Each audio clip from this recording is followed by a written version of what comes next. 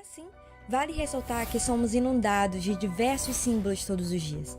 A presença deles diariamente nos levou a um hábito de não perceber que ele é algo abstrato.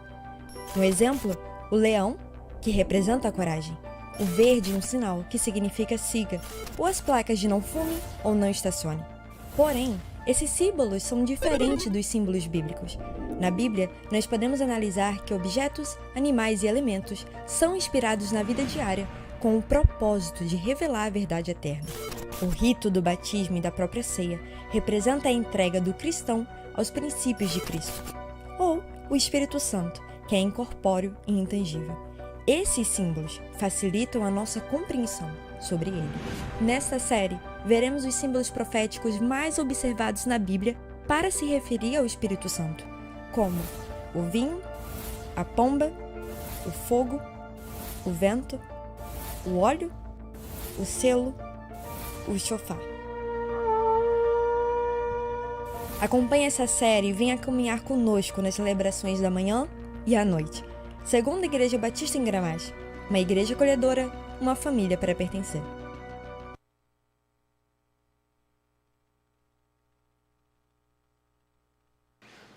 Bem, irmãos, eu espero que todos tenham acompanhado essa série de mensagens. Foram 7 mensagens. Nós trabalhamos... Pessoal do som, dá uma ajeitada aí, por favor. Nós trabalhamos 7 temas: pomba, o vento, o fogo, o chofar, o selo. E cada um tem uma proposta de nos ensinar sobre a pessoa do Espírito Santo. Como nós aprendemos, a Bíblia ela é repleta de símbolos, como o próprio batismo simboliza morrer e nascer novamente. A ceia do Senhor nada mais é do que um simbolismo. O pão, o corpo e o cálice, o sangue. E todas essas imagens, todos esses símbolos, eles servem para trazer em nós entendimentos das revelações divinas para a nossa vida prática. Hoje, a nossa última mensagem, nós vamos falar sobre o chofar. Acredito que todos já tenham acompanhado em algum filme épico do tempo, né? Filme sobre Josué, filme do Velho Testamento, aqueles personagens tocando cornetas. E nós vamos ter um momento de aprendizado sobre esse instrumento, que para nós não é um instrumento musical, ele é considerado um instrumento profético. Ele, tanto para os judeus, ele é considerado um instrumento específico. Ele não tem a qualidade como, por exemplo, o trompete que o Alan toca, porque ele não tem uma sequência de harmonia musical. Mas ele tem um significado bíblico para o povo de Israel. Eu não digo que seja para hoje, mas ele tem um valor dentro da história bíblica, dentro do povo de Israel, e principalmente pelo simbolismo que o chofar tem com o Espírito Santo, e nós vamos aprender um pouco sobre isso. Quero convidar aqui o professor Anderson. Ele vai ter a oportunidade de nos trazer algumas explicações sobre o chofar. Ele tem 2 ali em suas mãos, quem nunca viu vai poder pegar, vai poder ver, né, nessa manhã. A EBD também faz parte da mensagem, e ele vai dar uma explicaçãozinha rápida sobre isso. Deixa eu só fechar o meu aqui. Graça e paz, amados. É uma alegria muito grande poder estar aqui somando com você, porque na vida de um salvo, o céu começa agora. Isso aqui é apenas um ensaio para a alegria que nos está proposta. E falar um pouco hoje, rápido nas palavras, que é o sermão do pastor, vamos estar falando um pouco sobre o chofar. Isso aqui é feito com chifre de carneiro. O chofar, como vocês depois vão poder pegar para ver, se soprar não vai acontecer nada, porque depende de um movimento especial. Então, isso aqui começa lá com o sacrifício de Isaac, na cultura judaica. E esse do pastor também, feito também de chifre de antílope, que é um pouco mais harmônico. Então, a pedido do pastor, eu vou estar trazendo aqui os 4 toques rituais, que é tequiá, shevarim, teruá, tequiá gadol. Traduzindo, tequiá é um toque que era feito para iniciar do culto. Shevarim é um toque de luto, é um soluço. E teruá é um toque de guerra. E o 4º toque, tequiá gadol, o grande toque, é quando um rei assumiu o poder ou esse rei fazer um pronunciamento. E para nós salvos, a simbologia profética do chofar também ainda é para esse tempo, Porque o apóstolo Paulo diz que quando a última trombeta tocar, nosso Senhor voltará para buscar os salvos, e se você estiver dormindo no Senhor, que a morte vai ressuscitar com o toque da última trombeta. Amados, olha que coisa gloriosa, até quem já morreu em salvo no Senhor, vai ouvir esse grande toque e vai ressuscitar para reinar com o Senhor no milênio. E você, está preparado para ouvir esse grande toque? Então vamos traduzir. Amados, em reverência à cultura judaica, vou estar cobrindo a cabeça com kippá. Paulo diz o quê? Quer comais, quer bebais, ou façais qualquer outra coisa, fazei para a glória de Deus. Por que o rabino Paulo fala isso? Porque o judeu entende que na sua vida, tudo é Deus em todas as áreas. Então, até para se tocar um shofar, se pronuncia essa bênção hebraica. Baru atah Adonai, Eloheinu melech haolam, asher kidshanu, bemitzvotav sivanu, li shimoah, kol shofar. Amém. Tradução. Bendito seja tu, Senhor nosso Deus, Rei do Universo, que nos santificou com seus mandamentos e nos ordenou ouvir o som do shofar. Tequiá.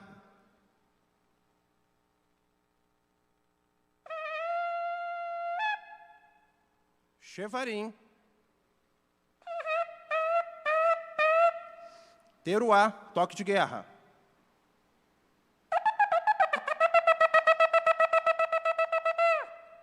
Tequiá Gadol, grande toque.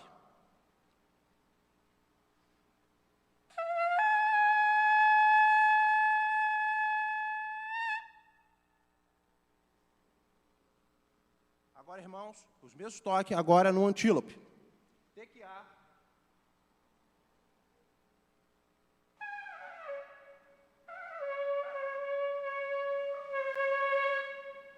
Shevarim.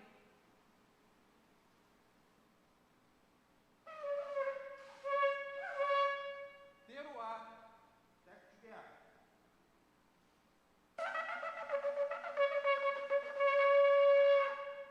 Tequiá Gadol, grande toque.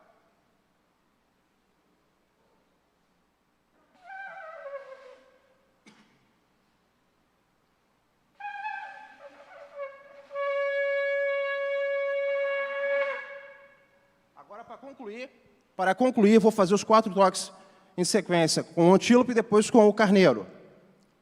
Pastor, tem um tempinho que eu não pego o carneiro, estou bem enferrujado aqui no carneiro. Tem que respirar, tem que respirar. Respira para você não cair.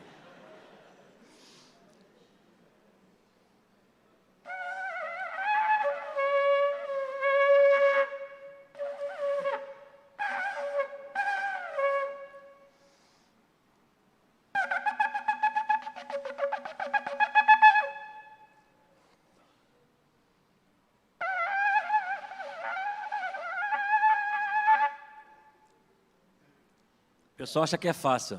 Estou bem enferrujado mesmo. Tá. Mas no carneiro estou mais atualizado, não?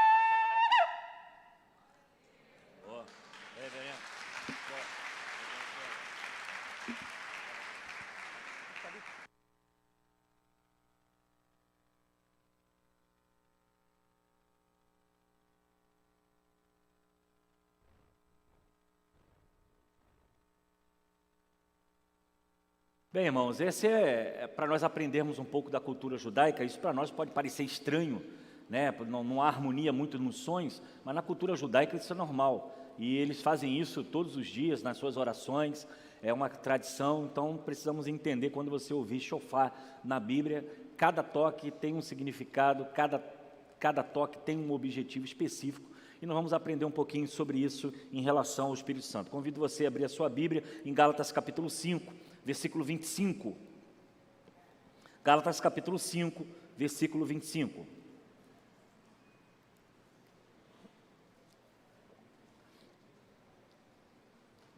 Diz assim a palavra de Deus: uma vez que vivemos pelo Espírito, sigamos a direção do Espírito em todas as áreas de nossa vida. Vou repetir: uma vez que vivemos pelo Espírito, sigamos a direção do Espírito em todas as áreas de nossa vida.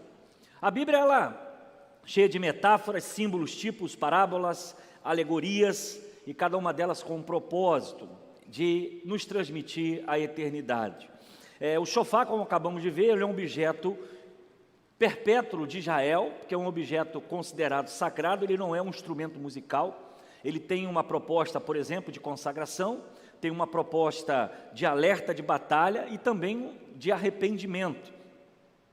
E tudo isso tem um significado muito forte na cultura judaica. Todas as suas roupas, todas as formas como eles cultuam os seus alimentos, as suas festas, eles apontam sempre para uma revelação do Velho Testamento, e principalmente uma revelação de Yahvé em relação ao povo de Israel.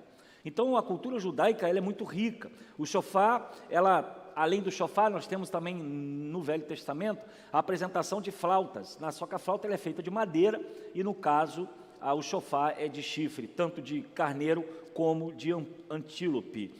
Isso também ensinava que, ao tocar o shofar, era uma convocação para o culto, para que o povo fosse direcionado ao tabernáculo, à adoração. E isso é muito interessante, que na cultura judaica é um instrumento. Não havia microfone, não havia caixa de som naquele tempo, nem Wi-Fi, internet para botar lá o vídeo do pastor chamando o povo para vir para o culto domingo. O que eles faziam é exatamente um toque como esse, que era o povo escutava esse toque, então era sinal de que haveria necessidade de cultuar. Também era um toque de batalha para a reunião dos seus soldados.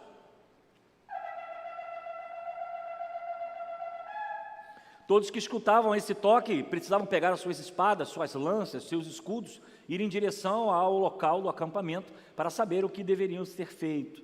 Então, é um instrumento que traz muitos ensinamentos para a nossa vida. Nós encontramos, por exemplo, 1 Crônicas 15, 28, 2 Crônicas 15, 14, Salmos 98, versículo 6, que vai trazer essa revelação de corneta, de trombeta, de buzina, como uma forma de sinalização para ações específicas do povo.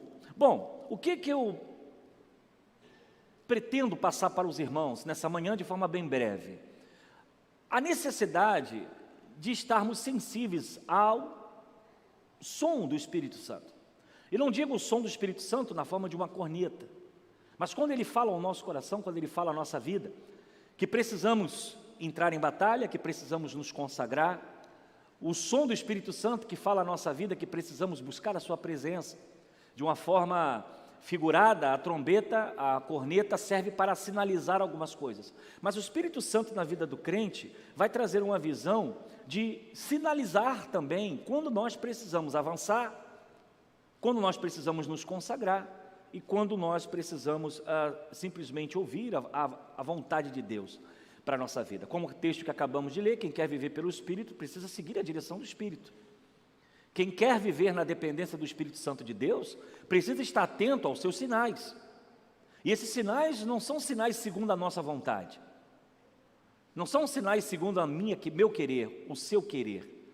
Os sinais do Espírito Santo na vida do crente é quando ele sinaliza exatamente aquilo que precisamos fazer.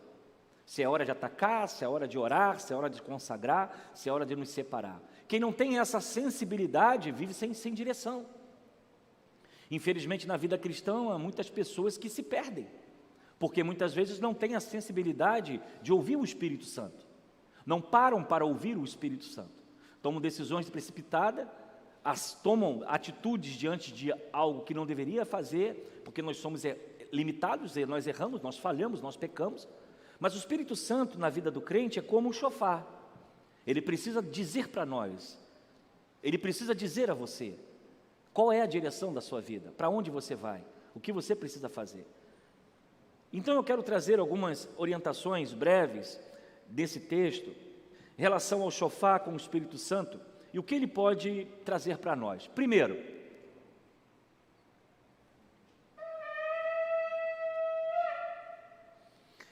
convocar cada discípulo para a consagração. Se vivemos pelo Espírito, andemos também pelo Espírito. A Bíblia vai dizer que consagração significa dedicar algo ou alguém a Deus. Uma pessoa ou alguma coisa se torna sagrado quando ela é dedicada, quando ela é separada para Deus. A consagração é um ato importante na vida de cada um de nós. Se nós estamos aqui cultuando, nós precisamos ter no nosso coração, a nossa mente, que a nossa vida precisa ser consagrada. O toque de consagração, o toque de busca da presença de Deus. Então, quando nós olhamos a Bíblia, a consagração a Deus implica em abandonar o pecado. Consagrar é se separar, ser santo é ser separado. Então não há como estarmos na casa de Deus, vivermos na dependência de Deus, se os pecados continuam a fluir da nossa vida. Como seremos direcionados pelo Espírito Santo de Deus se nós não temos um tempo de consagração? Se a nossa vida, se os nossos olhos, se a nossa boca, se os nossos pés caminham para o pecado, como ser separado? Então, quando nós olhamos a Bíblia, objetos eram consagrados a Deus. Utensílios do templo, as vestes dos sacerdotes no Antigo Testamento, eles eram separados para a consagração. Por isso que nós temos o costume, quem é músico aí, quem trabalha na igreja, sabe, quando nós compramos alguma coisa, um microfone, uma mesa, um púlpito, um instrumento, nós temos o hábito de consagrá-lo a Deus. Nós levamos a oração e dizer, Senhor, esse objeto, esse instrumento é para servir ao Senhor. E essa prática, ela é também vivida no Velho Testamento, mas também no Novo Testamento. Porque o Espírito Santo nos leva a não somente consagrar a nossa vida, mas consagrar a nossa casa, consagrar os nossos filhos, consagrar a roupa que nós compramos, consagrar os objetos que temos dentro da nossa casa, porque essa é uma prática de separar para que seja útil à obra de Deus. As nossas ofertas, dízimos e ofertas também são consagradas a Deus. Quando nós separamos aquilo que entregamos no templo, daquilo que ganhamos do nosso suor, do nosso rosto, do nosso trabalho, e entendemos que aquele sustento, ele é consagrado a Deus. No Velho Testamento era feito através da lavoura, dos animais. Separava-se o melhor animal, sem mancha, sem ferida, e entregava ao sacerdote para o sacrifício. Assim como a melhor plantação, a colheita, era retirada para poder consagrar quem? A Deus. E parece que nos dias de hoje nós estamos perdendo isso. Parece que nessa correria do dia a dia, da vida secularizada que temos, a vida de consagração tem ficado de lado. Por que estamos hoje no domingo, separado para a consagração? Trabalhamos a semana toda, muitos não podem vir ao culto na quarta-feira, não podem vir na quinta, não podem vir na sexta, não podem vir no sábado, mas chega no domingo, ele tira um tempo do seu dia para estar aqui no culto, se consagrando, ouvindo uma mensagem, ouvindo uma pregação, porque ele entende que o seu dia precisa ser também dedicado a Deus. A consagração, ela faz parte da vida cristã, em todas as áreas. Quando nós apresentamos um bebê aqui, o que é isso? Aquele pai, aquela mãe, aquela família, ela reconhece que Deus precisa ser soberano sobre seus filhos.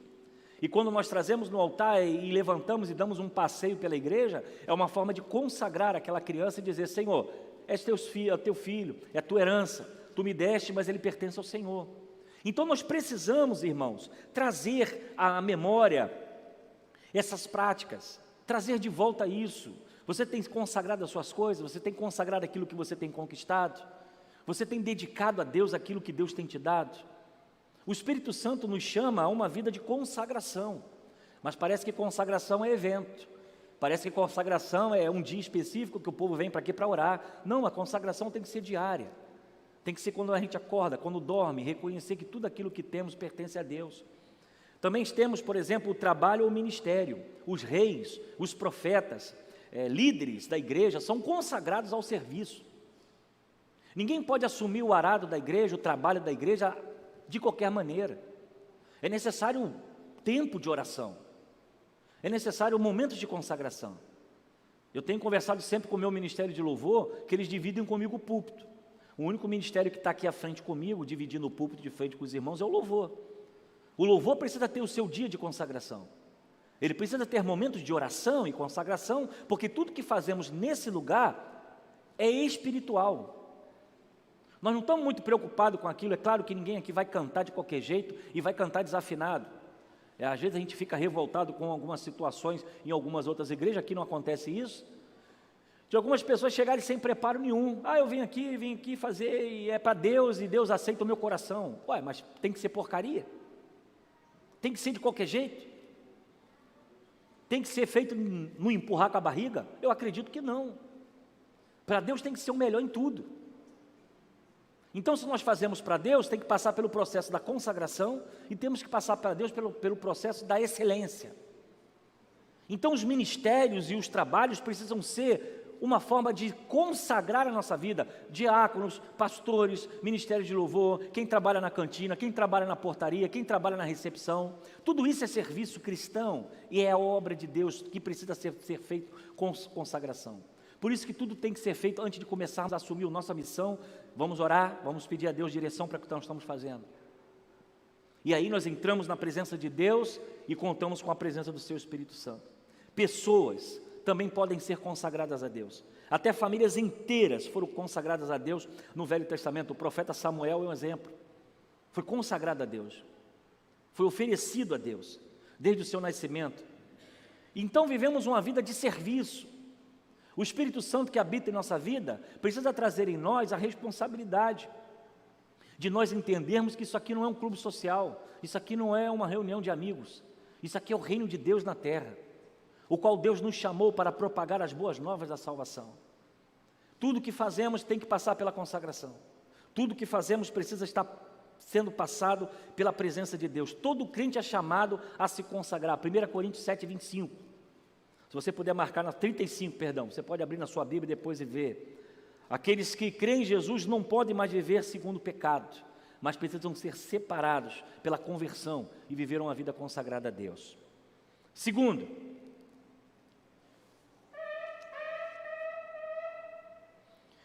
aprendemos com o Espírito Santo que Ele nos convoca, cada discípulo de Cristo, para a consciência da sua presença.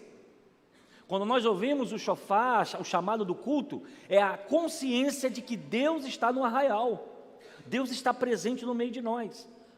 2 Coríntios 3,17 diz: ora, o Senhor é Espírito, e onde está o Espírito do Senhor, ali há liberdade. Você talvez não tenha visão do Deus amoroso e cuidadoso sobre a sua vida. Muitas vezes vivemos livramentos, somos abençoados e a gente nem percebe. A graça de Deus, ela é tão poderosa sobre nós, o cuidado de Deus é tão poderoso sobre nós, que às vezes a gente vai vencendo, vai conquistando, vai conseguindo os nossos sonhos, e a gente começa a colocar no nosso coração que é a nossa capacidade. Eu sou bom, eu faço e aconteço. Sem mim, aquela empresa não funciona. Sem a minha capacidade intelectual, eles não vão conseguir nada, e a gente começa a acreditar nisso. Nós começamos a acreditar e perdemos a consciência da presença de Deus na nossa vida. Tudo que temos, tudo que conquistamos é a misericórdia de Deus sobre nós, é a graça de Deus sobre a nossa vida. Existe algo que destrói a nossa vida espiritual? Que é um exemplo? Vaidade. Que é algo que destrói a nossa intimidade com Deus? Autossuficiência. Eu já me basto. Eu sou o cara, eu sei fazer. 2 Coríntios 13, 5 diz: examinai-vos a vós mesmos e permanecei na fé, provai-vos a vós mesmos, e não sabeis quanto a vós mesmos que Jesus Cristo está em vós? Se não é que já estáis reprovados. 2 Coríntios, Paulo dando uma chamada na vida da igreja, quando eles começavam a viver a vida como se fosse a sua própria força. Eu tenho falado com a minha liderança, com os meus diáconos, tudo que a Segunda do Gramacho tem conquistado, tudo que nós conquistamos e que ainda vamos conquistar muito mais, só é possível porque Deus está pelejando conosco. Se Deus não estiver no nosso meio, se o Espírito Santo de Deus não estiver, se nós não tivermos essa consciência de que nós chegamos até aqui porque foi graça de Deus, que nós estamos aqui alcançando cada mês, cumprindo as nossas obrigações, pagando as nossas contas, conquistando, construindo, se nós tivermos a consciência que é Deus que nos dá essa oportunidade, e começarmos a achar que a nossa própria força, talvez o Espírito Santo não faça mais parte. Porque uma das convocações do Espírito Santo é trazer a consciência da presença de Deus sobre a nossa vida. Em tudo que for realizado, tem que ter uma motivação. Dependemos do Espírito Santo para o evangelismo, dependemos do Espírito Santo para o congresso, dependemos do Espírito Santo para cada culto, dependemos do Espírito Santo para ele fluir no nosso meio através do louvor, e não é ensaio só que faz isso, não é só conhecer música que faz isso, mas é a presença do Espírito Santo de Deus no nosso meio.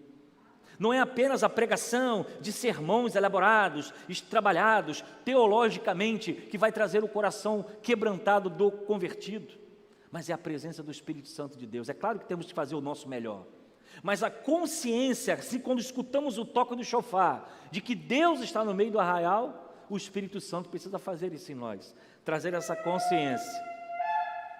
Terceiro, convoca cada discípulo de Cristo para avançar e conquistar.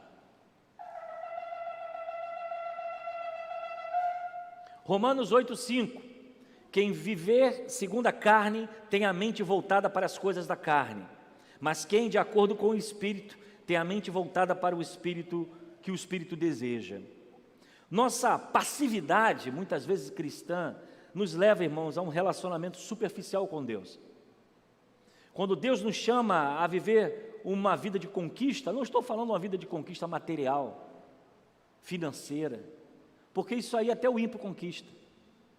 Até o ímpio trabalhando ganha dinheiro, até o ímpio trabalhando monta empresa, até o ímpio fazendo o seu papel, ele consegue prosperar. A conquista que nós estamos falando não é sobre dinheiro. A conquista que nós estamos falando é dos anseios e de um relacionamento íntimo com Deus, de sentir a sua presença, de ouvir a sua voz, de Ele direcionar os nossos passos e dizer exatamente o que nós precisamos fazer. Como acabamos de ler, aquele que vive pelo Espírito tem que ser direcionado pelo Espírito. O problema de hoje é que a gente vive sem depender do Espírito Santo. Parece que é uma proibição falar do Espírito Santo. Parece que na consciência nossa, o Espírito Santo é descartável. Não, isso aí a gente não toca nesse assunto. E está completamente enganado, porque é Ele que direciona a nossa vida, é Ele que dá poder aos cristãos, é Ele que dá dons e talentos, é Ele que mantém a igreja de pé, e sem Ele nada podemos fazer, porque é a presença do próprio Cristo no meio de nós. Então, quando nós somos convocados, escutamos o toque para a batalha, é a batalha espiritual, irmãos, é na família, é dentro de casa, é com os filhos. Quando nós escutamos o Espírito Santo de Deus, nós olhamos a nossa casa e nós não queremos ver a nossa casa perdida, nós não queremos ver nossos filhos abandonados, nós não queremos ver os nossos filhos vivendo em derrota. Nós clamamos ao Espírito Santo para que a sua graça e a sua misericórdia caia sobre nós, e aí nós entramos numa batalha espiritual da oração, da leitura bíblica, da busca da sua presença, para que aquela doença, aquela enfermidade, aquele momento de afastamento das pessoas de Deus, nós queremos que elas retornem, e isso é uma batalha, isso é uma conquista. Quantas são as bênçãos, quantos são os milagres que nós recebemos, mas essa consciência da presença de Deus, ela não pode ser só o culto. O que nós estamos vivendo hoje, do evangelho de hoje, e agora entra aqui a minha crítica, é um evangelho da religiosidade. As pessoas acham que elas só devem viver a vida cristã dentro da igreja. E aí nós temos todo tipo de gente. Temos aqueles que somos críticos, que sempre alguma coisa está fora do lugar, não presta, não serve. Mas ele não olha para a sua própria vida, que tem alguma coisa lá que tem que botar no lugar.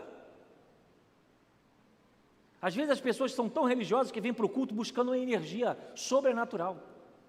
Ele quer ver fogo descer, ele quer ver gente pular, ele quer ver um barulho, um arrepio, um grito. Para ele poder sentir, ele quer que o pastor fique aqui andando para um lado e para o outro, igual um leão na jaula, gritando, para tentar empolgá-lo e ele sair daqui com 220. Mas sabe o que vai acontecer? Na segunda-feira não tem culto, na terça-feira não tem culto, o pastor não vai estar lá, a música não vai estar lá, não vai ter gritaria, não vai ter nada. Mas sabe quem vai estar lá? A consciência da presença de Deus com você, aonde você vai. Porque quando nós buscarmos isso, quando nós entendermos isso, irmão, o domingo é apenas um complemento. Porque Deus vai estar presente na segunda, na terça, na quarta, na quinta, na sexta, no sábado, aí no domingo é a reunião dos santos. Aí nós vamos por causa de Deus, sabe por quê?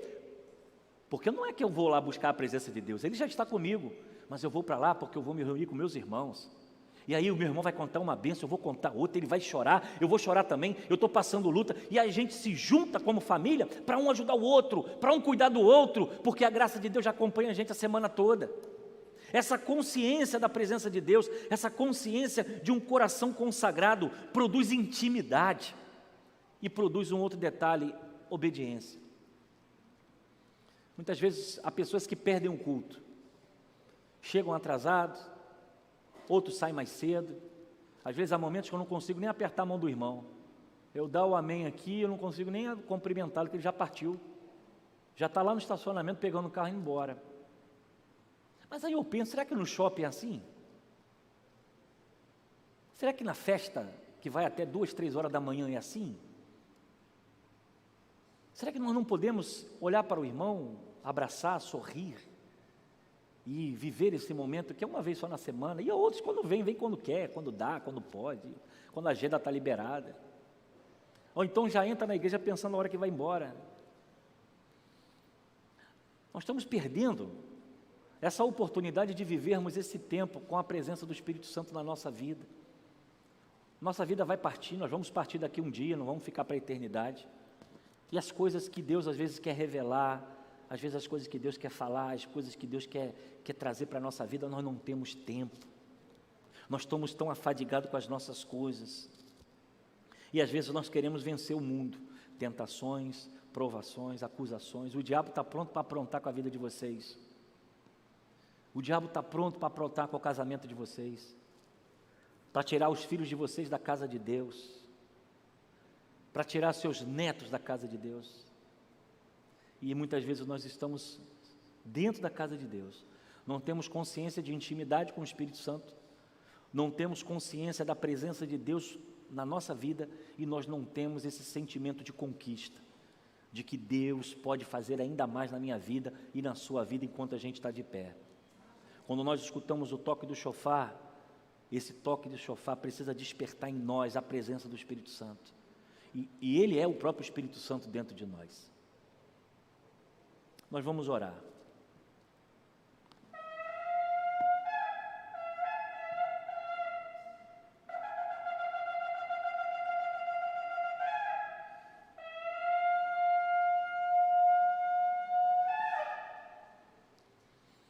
Senhor, rendemos graças.